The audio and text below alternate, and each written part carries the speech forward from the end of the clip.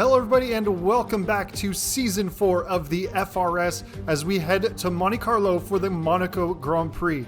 Fresh off of that break week, we're in for another exciting event, although this one being mixed up just a little bit with the difficulty you have overtaking there. We've opted for a special event where you're going to see a full qualifying session and only a 25% distance race. Now let's take a look at the circuit, the shortest on the calendar, only just over 2 miles long with 19 corners and only one DRS zone down the main start-finish straight. Though there's only 19 corners listed, it feels like so many more with every straight barely having a straight section of track as you weave your way up and down the streets. And of course, one area to pay attention to on this track, the pit lane, where you may see the opportunities for overcuts and undercuts playing the biggest role in coming out on top in this race, as on-track overtaking is such a difficult position. But of course, you have turn 1, Sandoval getting the launch off the lights there and trying to get down the inside of turn 1 could prove crucial to having a good race. Then after the twisty hairpins, you head down to Portier, turn 8, and getting a good run down the tunnel to set yourself up for the next overtaking zone, probably one of the only other ones left on the track, the Nouvelle Chicane. Downhill braking into this very, very tight left-right combination chicane really has you wary of that inside wall, and you see how much the track tightens up. But it's really the only place to stick your nose in. Now, obviously, with the low speeds around here, we're on the softest compounds that Pirelli has to offer, the C3, the C4, and the C5. And we'll see, we may even see an opportunity for the intermediates and the wets to play a role today. Now, before we get into it, let's take a look at the driver's standings after small adjustments were made due to Stewart's inquiries last week. Habs fan Nick still in that top spot on 45 points, followed by MJ Povey and Issei on 32 and 31 apiece. LC Fighter in the Aston Martin ahead of Brenschel and his teammate QX Nemesis, who picked up their first win of the season last week out. Johan, then Quimbulas make up P7 and P8, with Pepmeister and El Glavarino rounding out the top 10. Kem picked up points in one of his starts, followed by Stanier, Backwasboy, Voki, Cryptic F1, and Cameron Slater make it all the way to P16 as the point-scoring drivers. DPT Paul is yet to score a point so far. Jinx, the latest addition, not failing to score in the first race he was out in Silverstone, with Boomtech bringing up the rear. Now we'll take a look at the constructor standings, with Ferrari still out in the lead on 64 points. AlphaTauri on 55, and the strong performance from Aston Martin last week out makes it 51 for them in P3. Then you've got a fair gap down to McLaren, who's in 4th on 33 points, but is very closely followed by Williams, where Povey has been doing the heavy lifting, all 32 of his points contributing to the Williams team. And the same with Mercedes, where Quimbulas is contributing all 23 points, with Sid yet to take a start. Haas is 7th on 22 points, with Alfa Romeo in 8th. Then you have Red Bull and Alpine rounding out the rest of the field. But now, without any further ado, let's head into qualifying as we're getting ready for our first flying lap this time around. You see opening up the rear wing, the DRS going streaking down the front straight as a couple of cars are coming out of the pit lanes, and then hard on the brakes into turn 1. Try and take as much of that inside curb of turn 1 as you can without invalidating. Now you see just how much the road switches back and forth as you head up the hill. Now, as you head up to the casino, long left-hander, quick flick right, really trying to find the grip in the front tires, and now down into the heavy downhill braking zones. Really try and hold the line near the walls as the track snakes back and forth. And the slowest corner on the calendar, the station or hairpin or Lowe's hairpin, it has so many different names. And now here you see Poitiers, so important to get that launch off that corner. Hard on the power now through the tunnel, and the flat out right-hander getting to that painted inside point as much as you can, and then hard on the brakes there into the Nouvelle Chicane. So tight, so easy to overrun a little bit too much of the runoff area there and invalidate as you come through the swimming pool chicane area.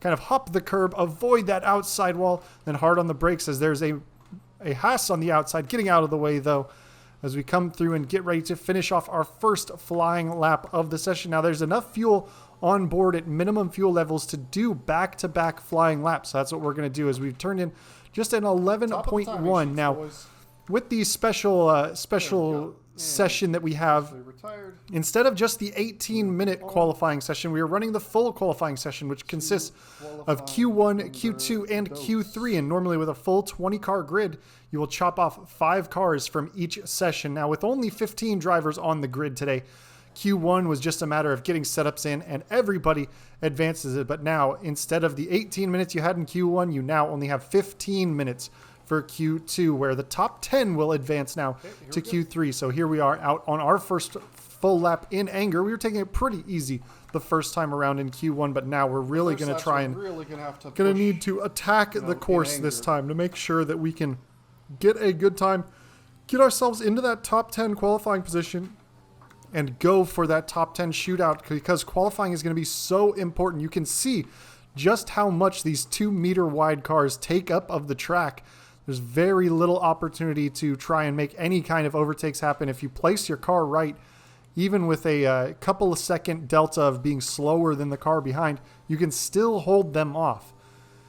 So it's going to be all about that crucial qualifying position and getting inside that top 10. Now, the other thing is, normally in the short qualifying sessions, any driver on the top 10 starts on the tires that they qualified on. However, that is just an adjustment to the real rules that follow, where you will start the race on the tire that you set your fastest Q2 time on. So it's also going to be important not to overwork a particular set of tires to try and get into Q2. You see Nemesis already out on the medium tires setting a fast lap. Voki coming through as we come out just alongside a car coming out of the pits. We go at 110.2, so just about a second faster than what we did in Q1, but still some time to be found for sure. So we're going just like we planned in Q1, right for those back-to-back flying laps. And now having to move to the inside as we have to pass that Alfa Romeo, still about a 10th up, but a bit of a lock up there into the first of the 2 hairpins, and now the station hairpin really slow. You don't want to get it up on the curbing too much because it lifts, and then you only have 3 wheels touching the ground, which is a big problem through that middle sector, is dealing with the tires coming off the ground and not giving you the full grip and locking up because of it. But here we are through the chicane. Really bit of understeer there as we nearly get into the outside barrier there. Now into Tabac. Quick left-hander where you just kind of have to guess how much the car is going to understeer as you come through there. And now flicking it over, a little brush of the wall there, but we're up about 2/10 hard on the brakes through Rascast there. A little slow on the entry, holding about steady on the exit, but you can see rear wing opening up and that delta just dropping, and we improve by nearly 3.5 tenths and go on to a 109.844, which puts us provisionally in 4th place on the grid at the moment, although Mid Falcon is on a set of medium tires there with his last time. But here we are coming back out, 5 minutes to go in the session, setting up for our final runs of Q2 here. So it's going to be important. We're in 9th now. We've dropped so very close to that cut line between Q2 and Q3. Have to be inside that top 10 of the 15 drivers that are circulating. So we're a little slower through Sector 1 there. Now flicking it right, carrying a lot more speed through the casino area, and now just trying to make up that time, as you can see, into the hairpins there, fighting with the locking of the inside front tires and just creeping our way around the hairpin, trying not to get into that barrier, but utilizing the extra bit of grip that these fresher tires give us, because you only get the 4 sets of tires throughout the entirety of qualifying. So we did 1 lap on them in Q1, and then we did our first runs on that same set of tires. Now we're on our first set of completely fresh soft tires, so we've got a little bit of extra traction in those ones.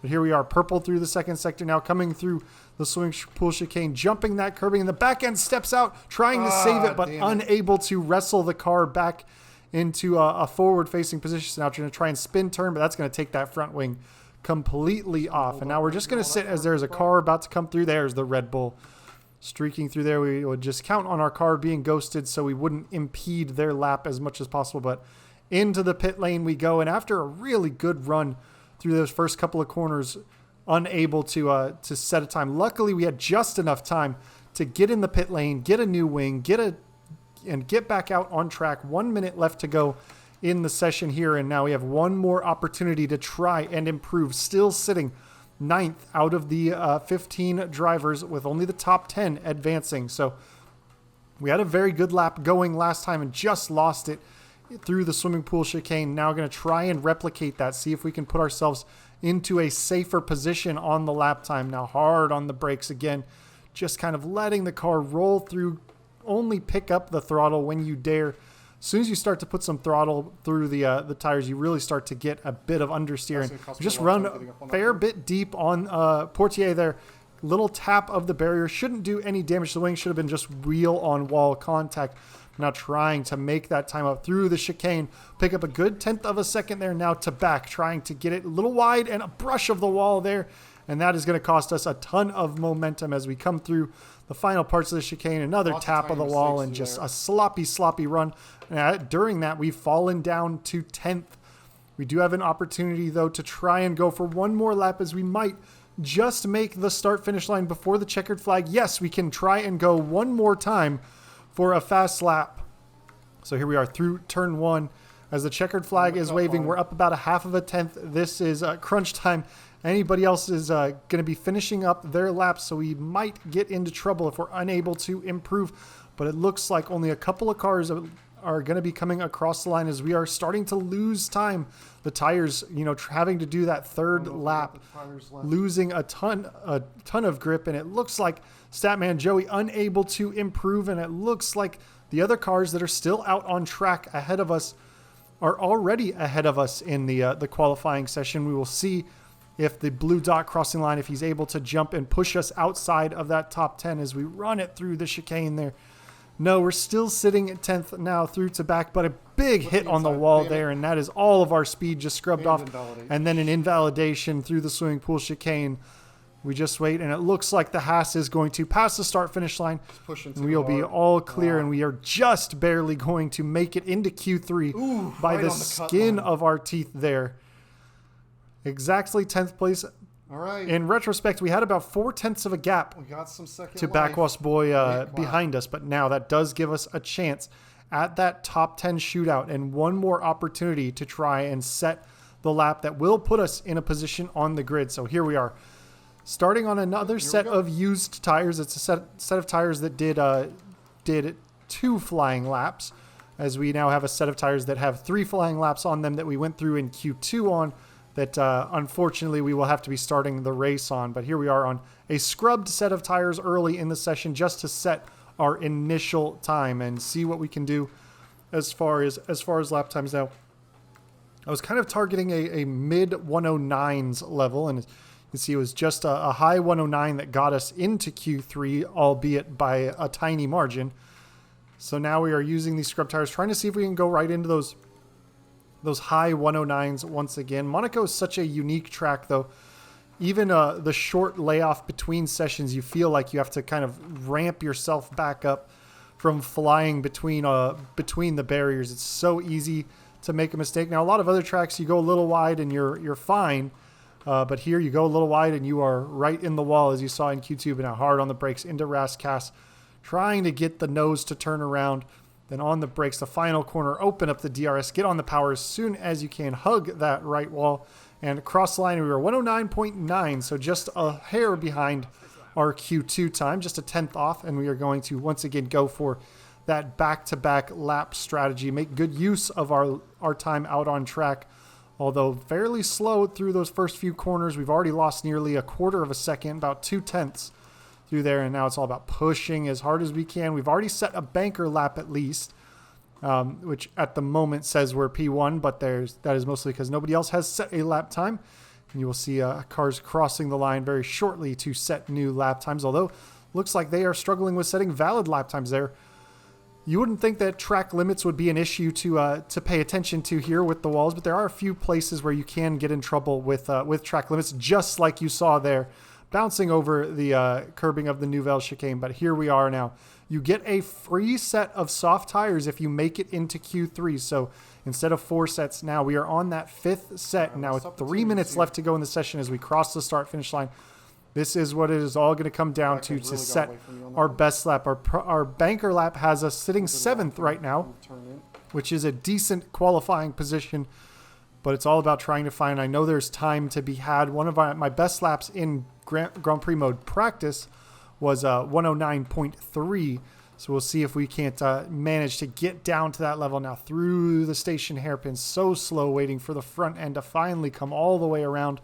Little twitch of oversteers. We're headed down to Poitiers there, And now we have just about a tenth of a second improvement, although we did have a fairly sloppy final sector. So there's plenty of time to still be had in this one as we pitch it over the chicane. A little slow on the exit, a little quicker on the entry. So we're sitting still right about that 1/10 mark. But now you can see the time gaining as we run through to back into the swimming pool chicane, jumping over the curbing, keeping the car in line there, nearly 4/10 up now, just a bit of a lockup, trying to get it slowed down for Raskas. And now around the final corner, much better exit than our previous best lap, and you can see improving by 6/10, and we go a 109.315, which puts us provisionally P4. And as we were about to go for that second back-to-back lap, we ran right over the curbing of turn 1, and that will be a lap aborted. But in the end, we end up coming up 4th place, so our best qualifying performance of the season so far, in a very good position, so much as we can stay away from mistakes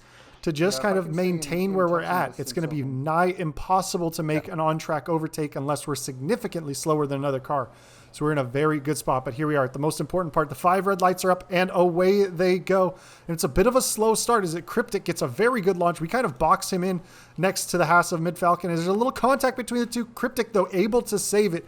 If he wasn't able to handle that snap of oversteer, it would have certainly put us both in the barrier. LC Fighter smartly backing out of that one as he was coming up behind us, coming up the hill. But we have lost just the one position so far. But we've managed to keep our nose clean so far in this one, which is very important to avoid those long pit stops, that wing damage. On a 25% distance race, you still have to make the mandatory pit stop. You still have to make a stop, but the hard tire is completely unnecessary. You can make a stop on the medium tire essentially whenever you want to get to the end, but here we are, coming down into the chicane for the first time on the heavy fuel loads, and a big amount of understeer there. The front of the car just refused to turn and plowed straight into the barrier there, and now we've got wing damage, and we are going to be coming in on this first lap of the race. So after spending the entire qualifying session worrying about making a mistake in the race, we make one on the very first lap. Now, fortunately, it happened early enough so where we can get the mediums on, go to the end of the race with this new front wing going on.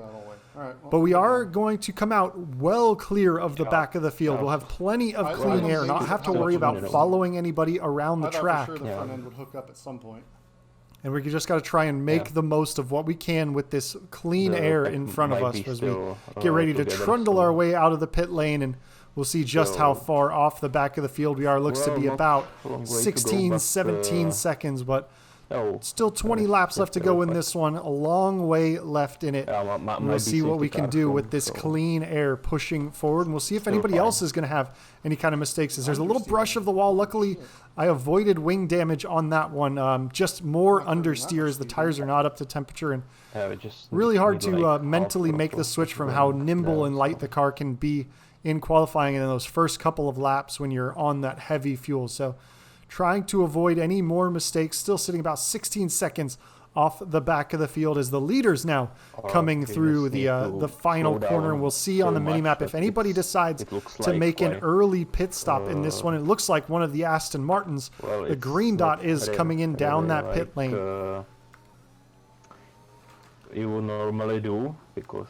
And that should be LC Fighters coming in. Also, 3 more cars coming in, so it might have been damage early on for some of them. We are is Voki, Habsfan Nick, and Kem all in the pit lane. And it was LC Fighter who's just exiting the pit lane now as the other cars are starting to move, and we are going to roll right past them and back up into 12th place. We managed to pick up a few positions off the back there on the pit stop. Luckily able to undercut those few cars, and we'll see just how strong the undercut may be by running in this clean air as much as we can. But only a 1:14 as the previous best lap, which should improve significantly already. 2.5 seconds up on the best lap before, mostly because of coming out of the pit lane.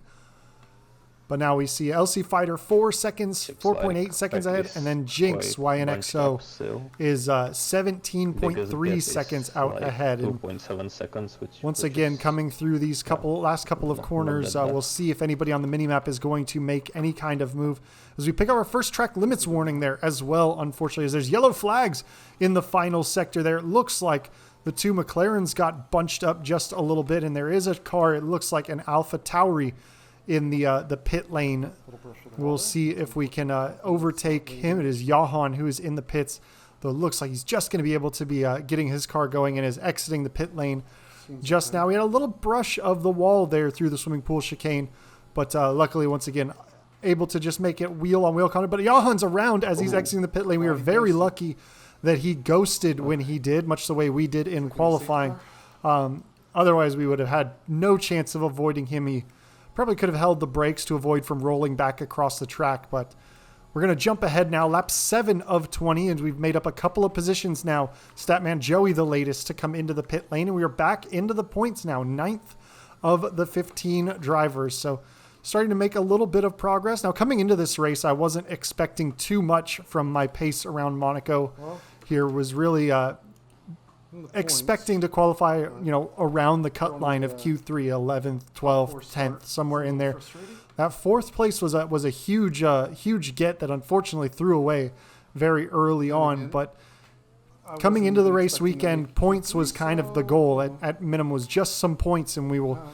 So far, we are in the points-paying positions now, and the tires should make it to the end of the race. They won't be particularly happy by the time we do get to the end, but they shouldn't fall off so much that I won't be able to defend, as there's a few more cars now in the pit lane. A couple red dots, looks like an Alfa Romeo and a Ferrari in there. We know that one Ferrari is behind us on there, Habs fan Nick. So we'll see it is Backwas Boy in the pits and El Gloverino. So down the start-finish straight. El Gloverino just pulling out of the pit lane there. We will see if we can get by him as he gets the shorter line through turn 1. The pit exit cuts turn 1 essentially. But we are able to come out just ahead of El Gloverino, who was just about a second behind us when we took that wing damage at the start of the race. So we were able to take that wing change, and then with the 7 laps or so of undercutting, are able to come out just ahead, and that's now moved us up into 7th place overall. Now there's yellow flag. There's a car in the wall there. Unfortunately for LC Fighter, he was unable to make the corner there, and really it was an act of blind faith there of hoping that he was ghosted. There was no way for me to see where that car was potentially stopped. All I knew was that there was a yellow flag somewhere in front of me coming through the hairpin, and had no chance to really look. But now we are closing up on Mid-Falcon and Jinx here, so looks like they are fighting themselves a little bit, and it looks like Mid-Falcon might actually have some damage. As we have a look, you can see the front wing end plate is missing, so Jinx into the pit lane, Falcon into the pit lane as well, and we are going to move from 6th all the way back up into our starting position of 4th place on this one. So although we made the mistake early on, we were able to get those spots back as other mistakes were made. But so far, no safety cars, no VSCs. We've had those in every race so far of the Xbox division this season through the first 3 races. But this time around, it's been clean running so far, only minor damage to everybody.